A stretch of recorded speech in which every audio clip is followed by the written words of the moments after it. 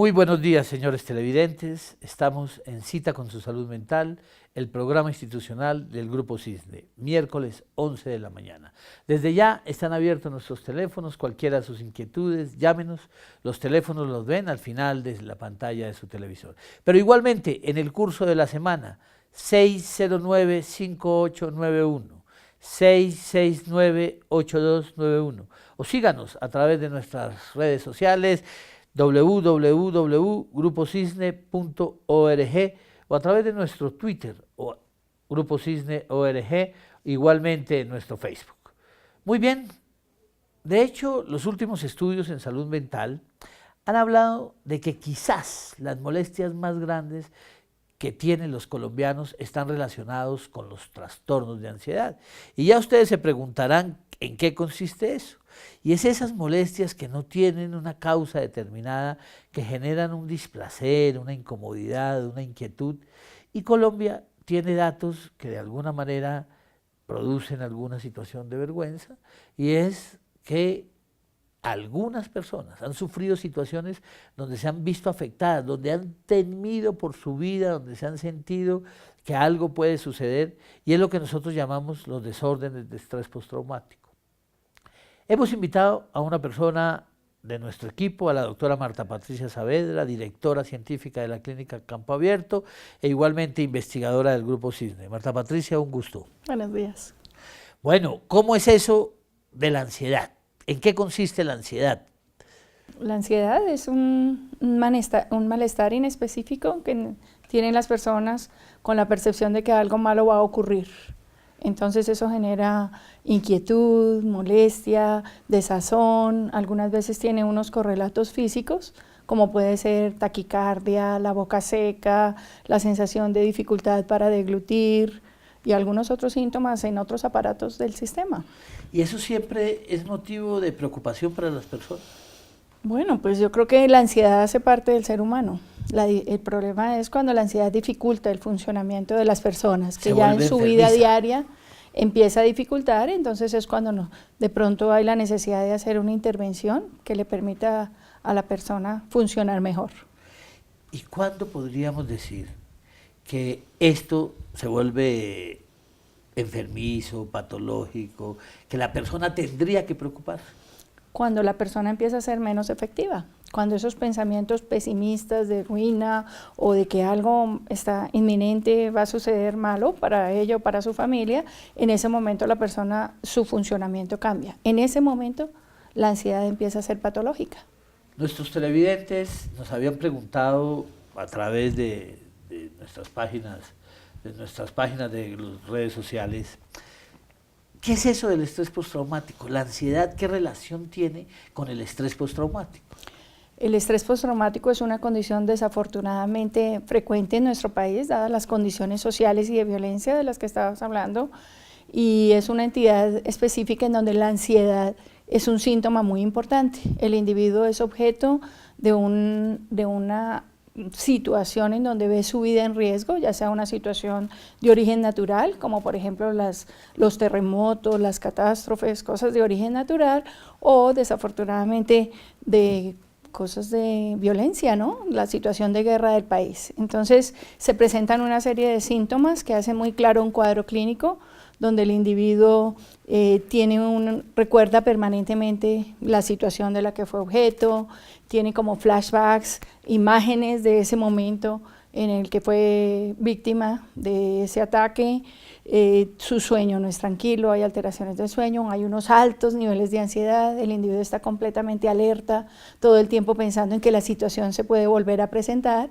y pues trae una alteración en su funcionamiento muy importante. Pero por ejemplo, estamos en Cita con su Salud Mental, el programa institucional del Grupo Cisne, miércoles 11 de la mañana. Por ejemplo, una persona que ha sufrido un accidente automovilístico o un maltrato puede generar, en él puede producirse un desorden de estrés postraumático. Sí, yo creo que sí. Una persona que ha visto su vida en riesgo o que ha tenido un ataque puede tener, por ejemplo, un abuso sexual en medio de un ataque violento, un accidente de tráfico en donde ha habido otros muertos, ha habido situaciones en donde el individuo vio su vida en peligro, puede clasificar para un estrés postraumático. ¿Y cuándo una persona podría pensar que tiene estrés postraumático?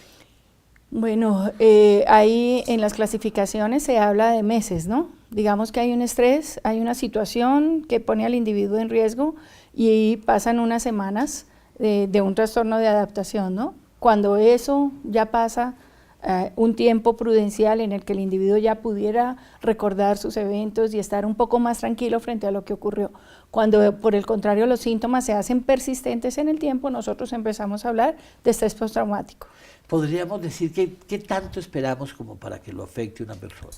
6 meses, se espera 6 meses para hacer el diagnóstico.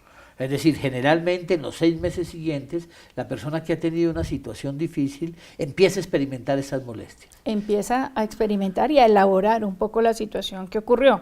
Cuando esa persona no tiene los elementos psicológicos y empieza a quedarse en los pensamientos, a evocar el momento, todas las cosas, ahí podríamos ver que la persona va a desarrollar un estrés postraumático. Y de acuerdo a la intervención, ¿no? Perdón. Y las personas empiezan a sentir cosas como las imágenes se le reviven. ¿Qué sucede con el evento en sí? Todo el con lo rato. que le pasó. Primero que todo, el individuo siempre está alerta. Siempre hay una alteración en su ánimo, una ansiedad de que la situación se va a repetir. Segundo, hay la evocación del momento permanentemente. Y durante el sueño puede haber la aparición de escenas del momento del evento traumático. Hay un flashback, imágenes que se repiten, que se repiten. Que vuelve y le aparece la vuelven y aparecen en la conciencia. Y se acompaña de lo que nos decía, sudoración de las manos, ansiedad, taquicardia, y se revive. Miedo, pavor. Y esas personas que vienen a buscar la consulta porque tienen estrés postraumático, ¿qué orientación se le da? Bueno, una persona que tiene estrés postraumático, pues es una persona que necesita inicialmente un proceso psicoterapéutico que le ayude a elaborar esa situación que ocurrió, debe tener la oportunidad de dormir mejor, por supuesto un manejo de los síntomas, que duerma bien, que no esté ansioso, si hay síntomas depresivos que pueda tener una medicación antidepresiva, pero se ha visto principalmente que para prevenir el estrés postraumático las personas deben tener una intervención muy cerca al momento del trauma. Entre más rápido pueda hablarlo, compartirlo incluso con otras personas. Hay protocolos que indican que las personas deben tener terapias grupales de personas que hayan tenido cosas similares. En el caso, por ejemplo, de un terremoto, que haya grupos pequeños que puedan compartir lo que sintieron, la experiencia que tuvieron, y eso disminuye un poco la incidencia del estrés postraumático, la atención temprana. Cuando ya consultan, después de meses, pues es necesario buscar grupos de apoyo, que tenga psicoterapia individual y medicación en caso de ser necesario. Ajá. La medicación, todo el mundo tiene mucho temor de que la medicación que genera costumbre, que las personas después no se van a poder desenganchar de los medicamentos. Los medicamentos se dan por un tiempo. ¿Qué riesgos tienen estos medicamentos? Bueno, los medicamentos, como cualquier sustancia, pudiera tener efectos secundarios, pero lo más importante es un manejo profesional de la terapia, que no vaya a haber automedicación, que haya controles apropiados en donde pueda el paciente ir sabiendo cuál es su medicación, por qué tiempo la va a tomar, y no constituye un riesgo siempre y cuando la persona lo use de manera responsable y tenga una supervisión médica. Estamos atentos para recibir sus llamadas. Los teléfonos al aire en este instante están en la pantalla de su televisor. Igualmente, en el curso de la semana, los teléfonos del Grupo Cisne, 609-5891, 669-8291. O síganos a través de las redes sociales, nuestra página web, www.grupocisne.org, igualmente a través de nuestro Facebook o a través del Twitter, Grupo Cisne. Muy bien, y las personas, además de los medicamentos, requieren algún tipo de ayuda, algún tipo de soporte, de colaboración. Sí, psicoterapia, como ya te había dicho, deben tener siempre psicoterapia individual y de ser posible grupal. Se ha visto que la respuesta a las terapias grupales es mayor. ¿Y qué es como el objetivo de una psicoterapia de una persona con este elemento? Elaborar la situación que ocurrió. Muchas veces, por ejemplo, en las personas que han sido víctimas de la guerra, que han estado en combate, ellos elaboran muchas cosas en torno de culpa, de por qué ellos sobrevivieron, sus compañeros no sobrevivieron. Entonces, de alguna manera eso les ayuda a liberarse un poco, a volver a reconciliarse con la vida, a seguir adelante a pesar del evento que haya ocurrido. Y con relación a los procesos de grupo, la familia, ¿pueden contribuir en este proceso? Claro, claro, se ha visto, las familias también quedan destruidas un poco cuando hay una situación traumática en uno de sus miembros. Por ejemplo, en la situación de secuestro, fíjense ustedes que es muy frecuente que la persona que llega de su secuestro tiene una cantidad de cambios emocionales, cambios psicológicos, que no siempre entiende su familia. Entonces es necesario involucrar a su familia en los procesos para facilitarle al paciente el reintegro a su vida cotidiana, a su vida familiar. Muy bien. Si estas personas tienen dificultades con el curso del tiempo, es decir, no se pueden, ahora que vamos a entrar a un tema tan importante y por eso algunos de nuestros invitados nos van a hablar, confiemos que esto del proceso de paz vea un camino real y cambiemos el futuro de nuestro país para las nuevas generaciones, ¿estas personas deben seguir en un tratamiento permanente? Estas personas deben tener el apoyo el tiempo que necesiten para poderse reintegrar a su vida y recuperar el funcionamiento de todo.